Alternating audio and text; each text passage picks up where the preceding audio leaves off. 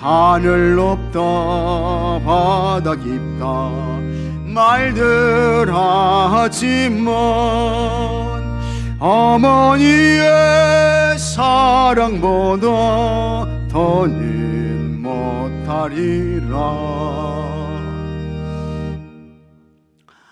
어떤 어머니가 세 아들을 모두 잘 키웠습니다.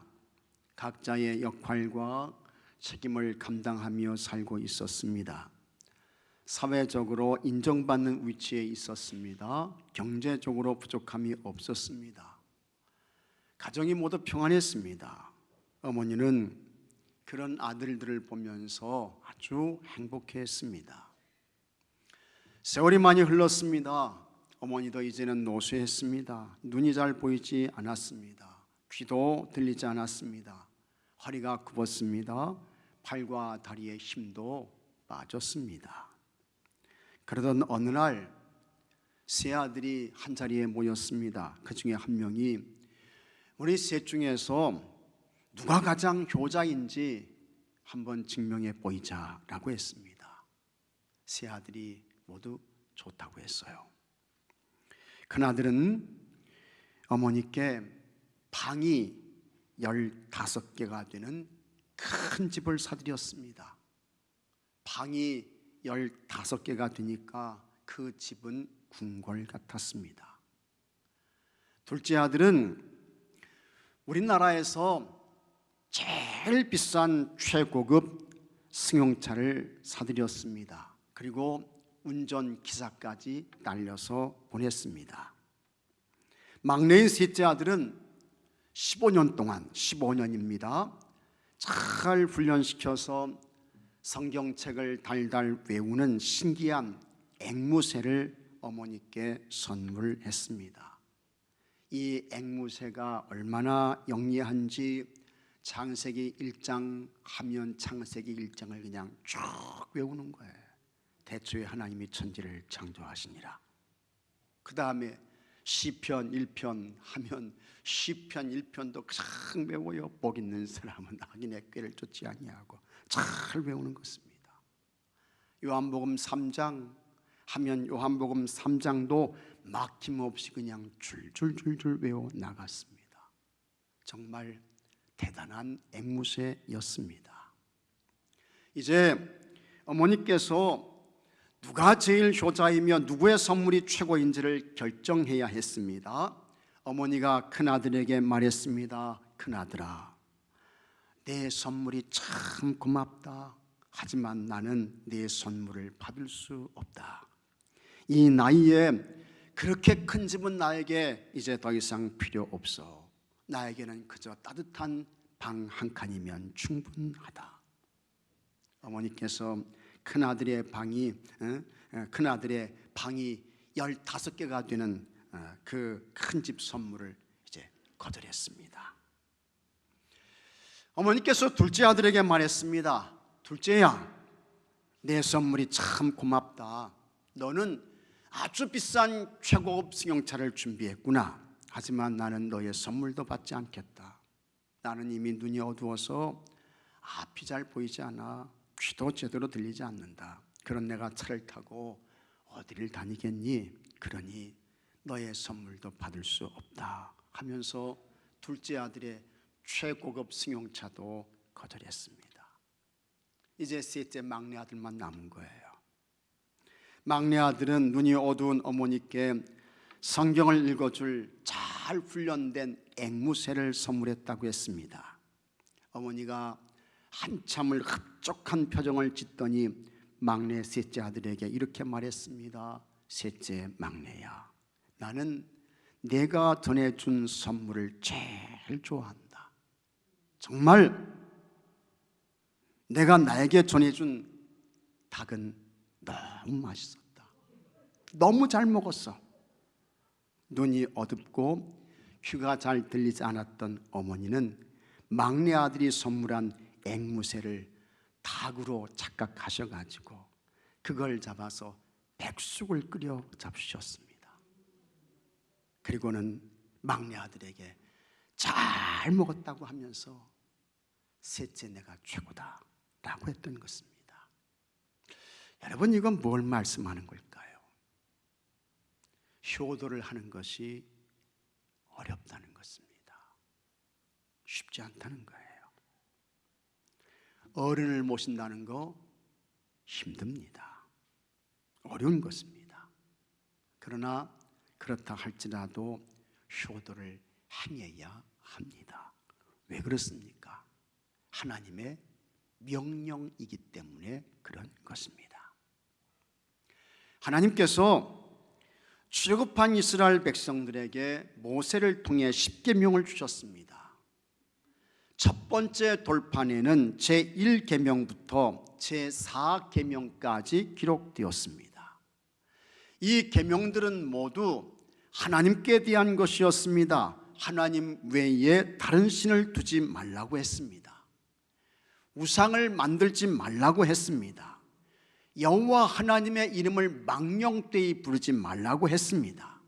안식일을 기억하여 거룩하게 지키라고 했습니다. 모두 하나님께 대한 계명입니다. 그래서 우리는 그것을 대신계명이라고 합니다.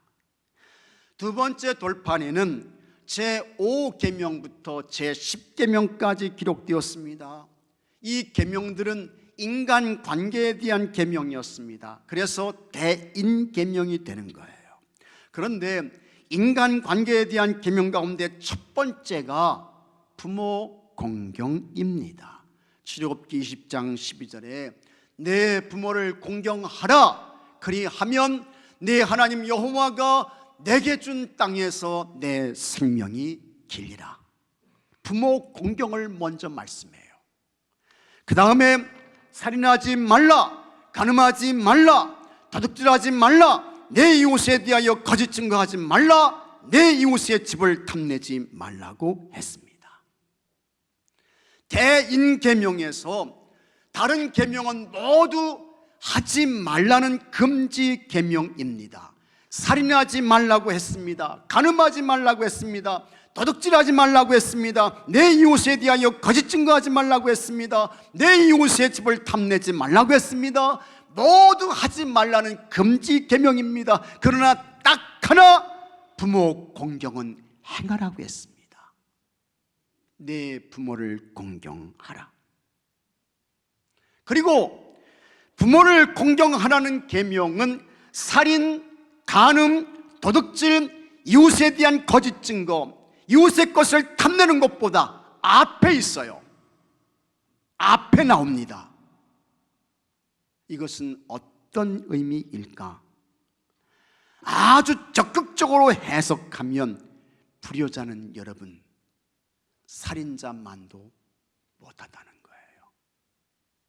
더 쉽게 말하면 사람을 죽인 살인죄보다 부모에게 효를 행하지 않는 그 죄가 더 크다는 것입니다. 더 크게 여기신다는 거예요. 하나님께서. 그 정도로 하나님은 부모에게 효를 행하는 것을 대단히 소중하게 여기셨습니다. 이와 같은 하나님의 명령과 말씀에 따라 최고의 효를 행하며 사신 분이 있습니다. 그분이 누구냐? 우리 예수님이세요. 예수님은 효자이셨습니다. 그것도 그냥 효자가 아니고 지극정성을 다한 효자였습니다. 그러면 우리 예수님께서 어떻게 효를 행하셨을까? 첫째로 순종했습니다. 예수님은 성령으로 잉태되었습니다. 믿으시면 아멘 하시기 바랍니다. 마리아의 몸을 빌려서 세상에 오셨어요. 그런 예수님은 곧 누구냐? 그 예수님은 하나님이셨습니다. 그래서 실질적으로 예수님은 요셉의 아들이 아니었습니다. 성경에서 어떤 사람을 말할 때에 먼저 아버지를 말합니다. 그래서 마태복음 1장 2절을 보면 아브라함이 이삭을 낳고 이삭은 야곱을 낳고 야곱은 유다와 그의 형제들을 낳고 했습니다. 아버지가 먼저 나와요. 그 다음에 아들의 이름을 말하는 것입니다. 하지만 예수님은 이 순서를 따르지 않습니다. 그래서 마태복음 1장 16절에 야곱은 마리아의 남편 요셉을 낳았으니 마리아에게서 그리스도라 칭하는 예수가 나시니라. 본래 성경의 정상적인 표현으로 한다고 하면 야곱은 마리아의 남편 요셉을 낳고 요셉은 예수를 낳고 해야 합니다. 그러나 성경은 요셉이 예수를 낳았다고 하지 않습니다. 마리아에게서 그리스도라 칭하는 예수가 나시니라. 이것은 뭐냐? 예수님이 요셉의 아들이 아니다 라고 하는 것입니다. 이 사실을 요셉도 이미 벌써 알고 있었습니다. 그래서 하나님의 사자가 찾아오셔서 요셉에게 성령 잉태를 알려주셨습니다. 마태복음 1장 20절에 이 일을 생각할 때에 주의 사자가 현몽하여 이르되 다윗의 자손 요셉아 내 아내 마리아 데려오기를 무서워하지 말라. 그에게 잉태된 자는 다 같이 하겠습니다. 성령으로 된 것이라. 믿습니까 여러분? 성령으로 된 것이라. 예수님 성령 잉태하신 거예요. 마리아도 천사 가브리엘로부터 예수님의 성령 잉태를 통보받았습니다. 누가복음 1장 35절에 천사가 대답하여 이르되 성령이 내게 임하시고 지극히 높으신 이의 능력이 너를 덮으시리니. 지극히 높으신 이의 능력이 뭡니까? 성령님이지요. 그 능력이 너를 덮으시리니, 이거 성령 잉태 말씀하는 거예요. 이름으로 나실 바 거룩한 이는 하나님의 아들이라 일컬어지리라. 하나님의 사자가 고지한 그대로 마리아가 임신했습니다.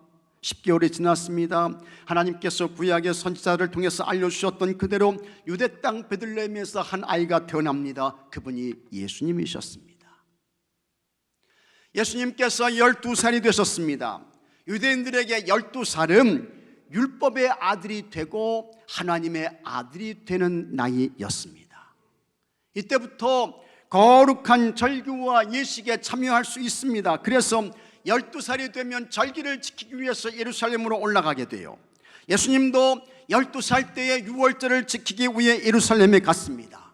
성전에서 유월절 예식에 참석했습니다. 예수님의 부모는 너무 바빠가지고 예식이 끝난 곧바로 고향 나사렛으로 돌아오게 됩니다. 그런데 함께 동행하고 있는 줄로 알았던 그 예수님이 안 계신 거예요. 예수님이 없어요. 하루길을 왔는데 예수님이 안 보여. 큰일 났습니다. 오던 길을 급하게 돌려서 다시 예루살렘으로 올라갔습니다. 이틀 동안 예수님을 찾았습니다. 만나지 못했어요. 초조했습니다. 답답했습니다. 이러다가 예수님을 진짜 잃어버리는 거 아닌가. 그리고 사흘째 되는 날 마지막 기대를 가지고 성전에 갔습니다. 그런데 그곳에 예수님이 있습니다. 선생들과 함께 듣기도 하고 묻기도 하는 거예요.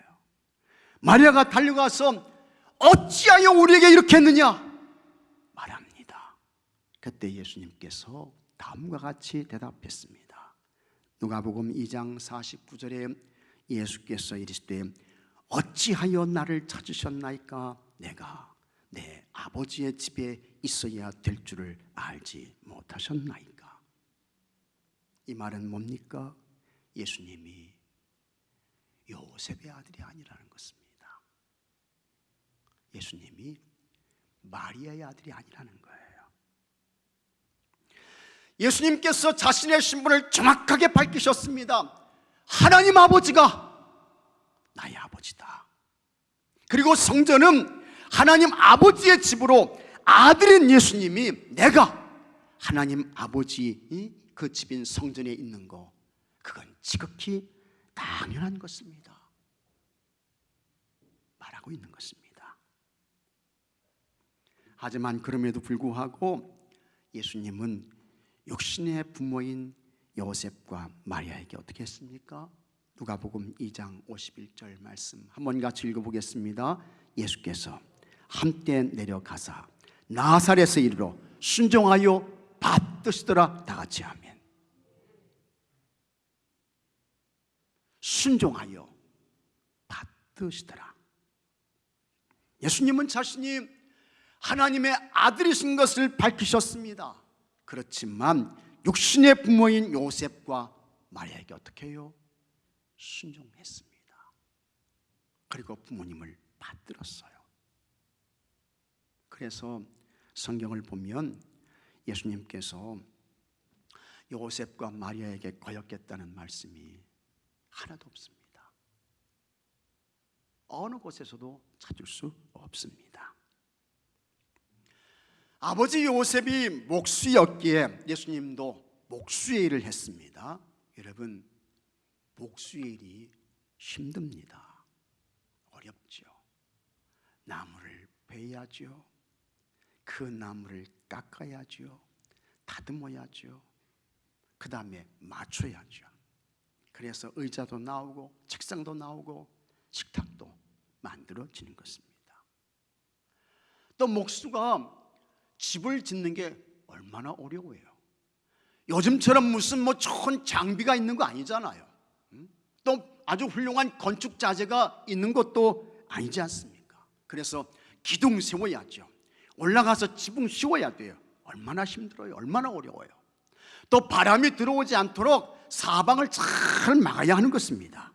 그야말로 3D에 속하는 직업인 것입니다.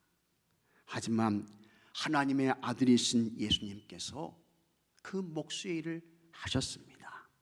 만약에 예수님이 요셉에게 순종하지 않아서 아버지, 나 힘들어서 목수 일 못해요. 이렇게 힘들고 어려운 거 나 하면서 살기 싫어요. 한다고 하면 누가 말리겠습니까?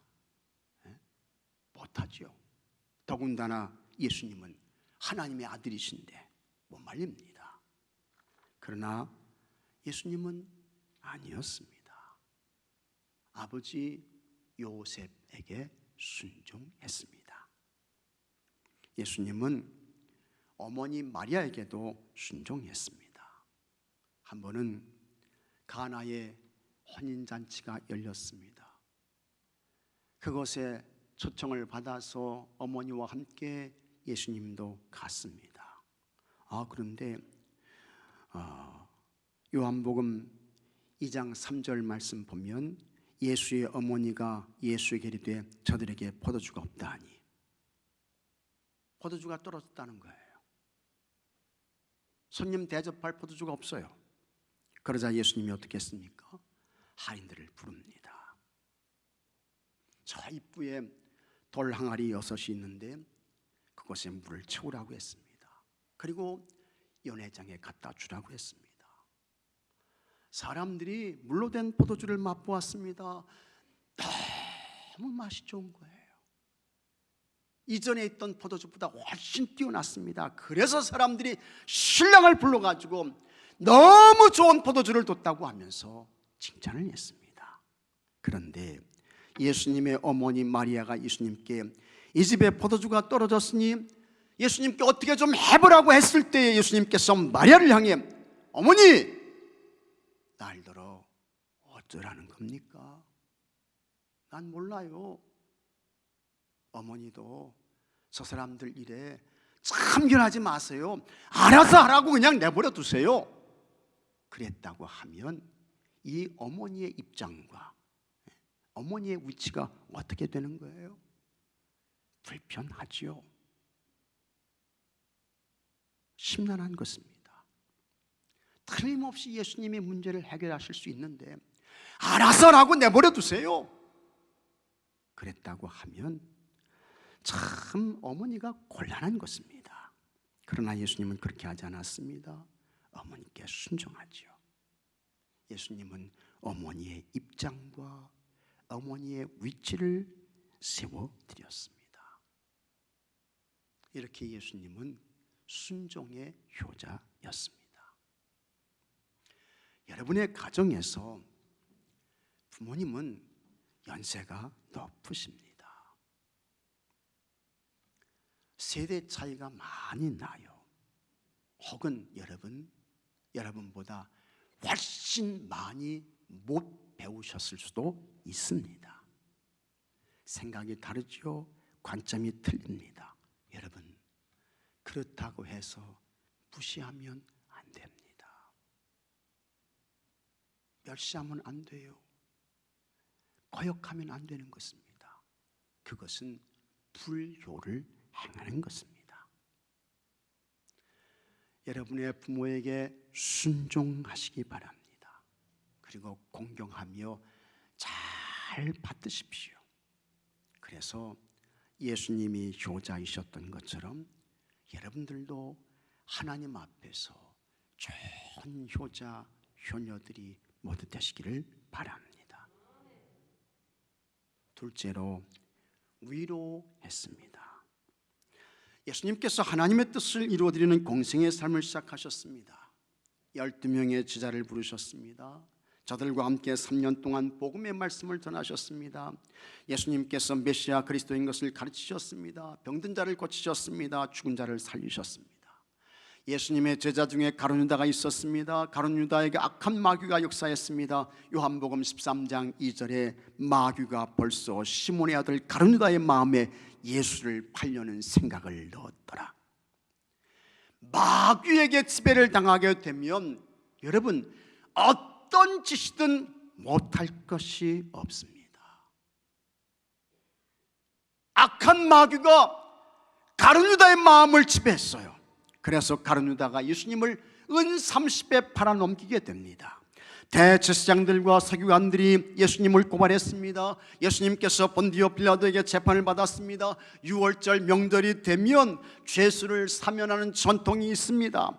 빌라도가 바라바와 예수 중에 한 명을 선택하라고 했습니다. 사람들이 바라바를 외쳤습니다. 마태복음 27장 26절에 이에 바라바는 그들에게 놓아주고 예수는 채찍질하고 십자가에 못 박히게 넘겨주니라. 우리 예수님께서 십자가를 지시고 골고다 언덕을 오르셨습니다. 머리에는 가시 멸관을 쓰셨습니다. 깊은 그 큰 가시가 예수님의 머리를 깊이 찔렀습니다. 예수님의 얼굴에서 붉은 피가 흘러요.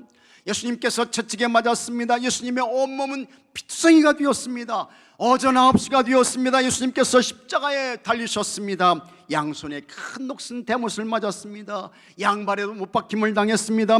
가장 처참한 고통을 당하셨습니다. 사람들이 십자가의 예수님을 향해 조롱과 멸시를 퍼부었습니다. 너 정말 그리스도가 맞냐? 그러면 내려와봐, 우리 믿을 거야. 저가 남을 구원하였는데 자기는 구원할 수 없구나. 조롱하며 멸시합니다. 십자가의 예수님은 완전히 발가벗김을 당했습니다. 그렇게 예수님께서 6시간 동안 십자가 위에서 가장 잔인한 고통과 괴로움을 당하셨습니다. 그런데 그 십자가의 현장에 누가 있느냐? 예수님의 어머니 마리아가 있어요. 세상에서 가장 겁없는 사람, 가장 센 사람이 누구일까? 어머니예요. 어머니인 것입니다. 예수님의 어머니 마리아는 로마 군인들의 칼이 두렵지 않았습니다. 마리아는 로마 병정들의 창이 무섭지 않았습니다. 어머니 마리아는 예수님을 대신해서 십자가에 달릴 수 있다면 그렇게라도 하겠다는 각오로 예수님의 십자가 현장을 지키고 있었습니다. 마리아의 가슴은 막 무너져 내리고 있습니다. 마리아의 가슴은 갈기갈기 찢어지고 있습니다. 어머니는 영원한 사랑입니다.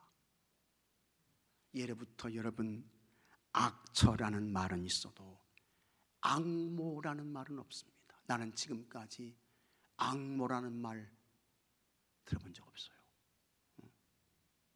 악처는 수없이 들어봤어도 악모라는 말은 별로 못 들어봤습니다. 어떤 자녀에게도 어머니는 악하지 않습니다. 그리고 그 어머니는 사랑과 그리움의 대상입니다. 그런 어머니 마리아가 십자가에 달려서 처절한 고통을 겪고 있는 예수님을 쳐다보며 십자가 아래서 통곡하고 있습니다. 그때에 예수님께서 말했습니다. 요한복음 19장 26절에 예수께서 자기의 어머니와 사랑하시는 제자가 곁에 서 있는 것을 보시고 자기 어머니께 말씀하시되 여자여 보소서 아들이니이다. 예수님께서 어머니 마리아를 향해 여자여 라고 불렀습니다. 여기서 여자여 이 말은 절대로 여러분 반말 아니에요. 성경의 여자여 이 말은 귀나이라고 하는 말인데 이것은 여성에 대한 최고의 존칭어입니다. 그래서 왕의 부인인 왕후를 부를 때에 쓰는 용어인 것입니다. 그러니까 예수님께서 어머니 마리아를 향해 최고의 존칭을 사용해서 이 마리아를 불렀습니다. 그리고 어머니를 위로하는 거예요. 예수님은 하나님의 아들로서 하나님께서 정하신 구원의 거룩한 역사를 이루기 위해 십자가에서 죽으니 어머니 너무 괴로워하지 마세요. 너무 고통스러워하지 마세요. 너무 슬퍼하지 마세요. 위로하는 것입니다. 어머니를 위로하는 거예요. 지금 십자가에 달리신 예수님은 가장 큰 우리 인간 세상에서 감당할 수 없고 표현할 수 없는 그와 같은 엄청난 고통을 겪으며 십자가에서 죽어가시고 계신데 그런 중에서 오히려 어머니 마리아를 위로했습니다. 예수님은 정말 효자였습니다. 지극정성을 다한 최고의 효자이셨습니다. 부모님들은 참 훌륭하셔요. 우리 교회 부모님들 다 훌륭하시고 여러분 가정의 부모님들 다 훌륭하십니다. 이 땅의 부모님들 모두 훌륭하십니다. 아이를 낳는 것이 어렵죠. 출산하는 것이 힘들어요. 그래서 어떤 아버지가 이런 말을 했습니다. 29살 때에 29살이면 철이 들까 말까 뭐 그런 나이 아니겠습니까? 29살 때에 14시간을 기다려서 자식의 울음소리를 들었다. 14시간 기다려서 14시간 동안 이 아이를 출산하기 위해서 이 어머니가 큰 산고를 겪는 거예요. 또 그 소리를 밖에서 남편이 듣습니다. 그 순간 아이의 울음소리가 들리는 것입니다. 그 기쁨과 감동과 감격 잊을 수 없다 라고 하는 거죠.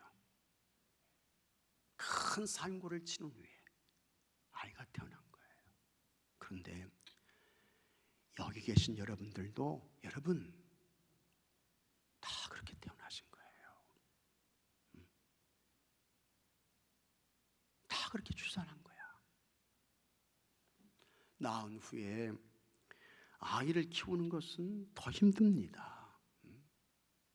날마다 먹여줘야지, 우는 거 달래서 재워줘야지, 씻겨줘야지, 입혀줘야지, 그 다음에 놀아줘야지, 그 다음에 이 아이 데리고 밖에 데리고 나가야 돼. 데리고 나가야 돼. 안에만 있으면 갑갑해가지고 아이가 막 나가자고 하잖아요. 이렇게 나가야죠. 그 다음에 조금 크게 되면 이제 공부시켜야지, 학원 보내야지, 그 다음에 취업해야지, 결혼시켜야지. 거기서 끝이면 얼마나 좋아요. 살 집 마련해 줘야지, 먹을 거 공급해 줘야지. 그게 끝인 줄 알았는데 아이를 낳았어요. 이 터컨이 데려오네. 이거 돌봐줘야지, 이거 키워줘야지. 그야말로 여러분, 수고와 희생이 따라야 합니다.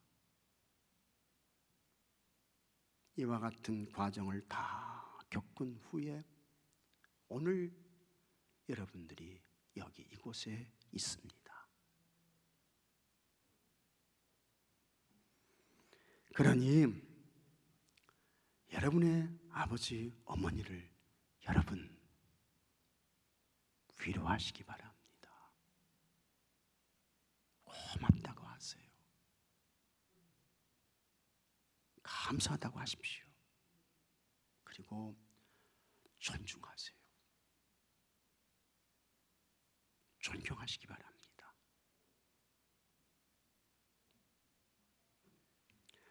예수님께서 어머니 마리아를 위로했던 것처럼 여러분도 여러분의 부모님을 위로하시기 바랍니다. 그래서 예수님처럼 하나님께서 기뻐하시는 좋은 효자들, 효녀들이 모두 되기를 바랍니다. 셋째로, 돌봄을 부탁했습니다. 예수님께서 33살에 십자가에서 운명하셨습니다. 물론 예수님께서 3일 후에 다시 부활하셨습니다. 하지만 예수님은 하나님의 아들이시기 때문에 이제는 부활하신 예수님께서 어머니 마리아와 함께 살 수 없어요. 예수님은 승천하셔야 합니다. 그래서 예수님께서, 예수님 자신은 지금 십자가에서 죽으시잖아요. 그래서 사도 요한에게, 이 사도 요한에게 어머니 마리아의 돌봄을 부탁하는 것입니다. 27절 말씀 보면 또 그 제자에게 이르시되, 여기 제자는 사도 요한입니다. 보라, 내 어머니라 하시는데 그때부터 그 제자가 자기 집에 모시니라. 사도 요한이 예수님으로부터 그의 어머니를 돌봐달라는 부탁을 받습니다. 그래서 사도 요한이 그때부터 예수님의 어머니를 자기 집에 모셔요. 자기 집에 모셔서 11년 동안 이 마리아를 잘 봉양하게 됩니다. 11년 동안이요. 역사적으로 보면 예수님의 어머니 마리아는 추후 41년경에 소천한 것으로 알려져 있습니다. 사도 요한이 예수님의 어머니 마리아를 예루살렘에서 잘 모셨습니다. 그러다가 예수님께서 이제 십자가에서 죽으셨습니다. 부활하셨습니다. 승천하셨습니다. 그 다음에 예루살렘 교회에 엄청난 큰 박해가 닥칩니다. 그때 이 사도 요한이 예수님의 어머니 마리아를 모시고 어디로 가게 되느냐? 에베소로 가게 돼요. 그리고 예수님의 어머니 마리아는 그 에베소에서 죽음을 맞습니다. 사도 요한과 에베소 교회 성도들은 예수님의 어머니 마리아를 위해 바다가 내려다 보이는 경치 좋은 곳에 예수님의 어머니 마리아를 위한 집을 지어드렸다고 합니다. 바다가 내려다 보이는 경치 좋은 곳에요. 예수님의 어머니 마리아를 위한 집을 지어드려요. 그리고 사도 요한이 예수님의 어머니를 잘 돌봐드렸고 그렇게 사시다가 예수님의 어머니 마리아가 죽음을 맞습니다. 예수님의 부탁을 받은 사도 요한은 최선을 다해 예수님의 어머니 마리아를 돌봐드렸습니다. 사도 요한이 훌륭합니다. 요한은 예수님의 부탁을 아주 진실되게 잘 이행했습니다. 어떻게 우리가 부모에게 효를 행할 수 있을까? 예수님께서 어머니 마리아를 돌봐줄 것을 사도 요한에게 부탁했습니다. 그리고 사도 요한은 예수님의 말씀에 따라 예수님의 어머니를 마지막까지 돌봐드렸습니다. 그것처럼 여러분, 여러분의 부모님들을 돌보시기 바랍니다. 그것이 효를 행하는 것입니다. 경제적인 도움도 드리세요. 무엇이 필요한지 살피십시오. 우리 부모님이 마음에 서운함이나 섭섭함이나 서글픔은 없나 확인하시고 점검하셔야 합니다. 로마가 세계를 제패할 당시에 세계를 대표하는 두 어머니가 있었습니다. 한 어머니는 네로 황제의 어머니 아그리피나입니다. 그런데 이 네로 황제의 어머니 아그리피나는 자신의 남편이 로마 황제가 되어서, 이 남편이 이제 클라우디오인데, 이 클라우디오를 이 아그리피나가, 아내가 죽여요. 살해해. 그리고 아들 네로를 로마 황제의 자리에 앉히게 됩니다. 아주 악한 어머니죠. 불의한 어머니인 것입니다. 그 다음에 또 다른 어머니 한 명이 있습니다. 그분은 어거스틴의 어머니 모니카입니다. 어거스틴이요, 타락했어요. 이단 사상인 마니교에 빠졌습니다. 얼마나 방탕했는지 이 어거스틴이 그의 나이 18살 때에 아이를 낳았습니다. 18살 때 아이를 출산한 거예요. 아주 못된 방탕한 생활을 했습니다. 그때에 이 어거스틴의 어머니 모니카는 이 아들 어거스틴을 위해서 어떻게 해요? 눈물로 기도하는 것입니다. 눈물을 쏟아내며 간구해요. 하나님, 이 어거스틴 아들 하나님 붙잡아 주세요. 하나님께로 돌아오게 해주세요. 하나님의 사람 되게 해주세요. 그 눈에서 눈물을 쏟아내며 우리 하나님께 간절히 기도합니다. 하나님께서 그 기도에 응답하셨습니다. 그래서 어거스틴이 회개하고 돌아옵니다. 그래서 참회록을, 컴패션이라고 하는 참회록을 써요. 그 다음에 우리 기독교에서 아주 훌륭한 대학자가 됩니다. 우리 기독교의 교리와 사상을 완성해내는 그런 사람이 되는 거예요. 그 다음에 타락해서 18살에 아이를 낳았던 이 어거스틴이 성자, 세인트가 됩니다. 성자가 되는 거예요. 근데 이게 어머니 모니카의 기도를 통해서 이와 같은 일들이 있게 된 것입니다. 어머니 모니카가 참 훌륭합니다. 너무 훌륭해요. 그런데 여러분, 어거스틴의 어머니 모니카만 훌륭한 것이 아닙니다. 오늘 여러분의 부모님도 다 훌륭하십니다. 믿으시면 아멘 하시기 바랍니다. 다 훌륭하셔요.